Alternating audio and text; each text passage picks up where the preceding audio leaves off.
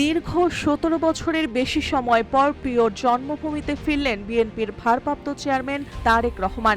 এক যুগেরও বেশি সময়ের অপেক্ষা শেষে অবশেষে বাস্তব হলো সেই মহেন্দ্রক্ষণ, যার দিকে তাকিয়েছিল পুরো রাজনৈতিক অঙ্গন।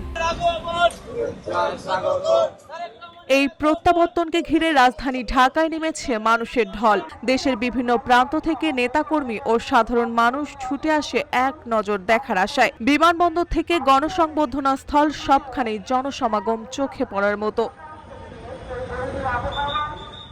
কিউব হোল্ডিংসের গল্পে সেই রেখাটি আঁকা হয়েছিল আজ থেকে এক যুগ আগে। নকশাই আমাদের ভাষা। Cube holdings limited. ২৫ ডিসেম্বর সকাল ১০টার দিকে সিলেট বিমানবন্দরে পৌঁছেছেন তারেক রহমান। এরপর দুপুরে ঢাকার বিমানবন্দরে পৌঁছানোর পরে দলের শীর্ষ নেতাদের অভ্যর্থনা গ্রহণ করবেন তিনি। সেখান থেকে যোগ দেবেন গণসংবর্ধনায়।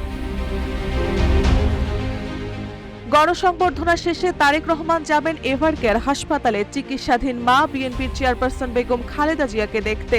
রাজনৈতিক কর্মসূচির মাঝেও এই সাক্ষাৎ আবেগঘন এক অধ্যায়।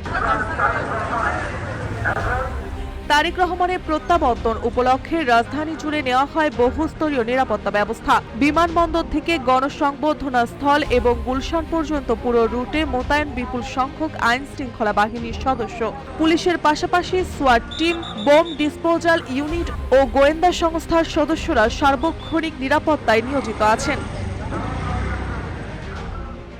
দলীয় সূত্র জানায়, দেশে ফেরার পর প্রথম কয়েকদিন তারেক রহমান রাজনৈতিক ও সাংগঠনিক বৈঠকে অংশ নেবেন। পাশাপাশি ভোটার হিসেবে নিবন্ধন সহ প্রয়োজনীয় আনুষ্ঠানিকতা সম্পূর্ণ করার কথা রয়েছে। এরপর ধাপে ধাপে দলের ভবিষ্যৎ রাজনৈতিক কর্মসূচি ও নির্বাচনী প্রস্তুতি চূড়ান্ত করা হবে। নেতাকর্মীদের মতে এই প্রত্যাবর্তন বিএনপির রাজনীতিতে নতুন গতির সঞ্চার করবে। দীর্ঘ নির্বাসন শেষে তারেক রহমানের সরাসরি উপস্থিতি দলকে সাংগঠনিক ও কৌশলগতভাবে আরও শক্তিশালী করবে, এমন প্রত্যাশাই এখন সবার।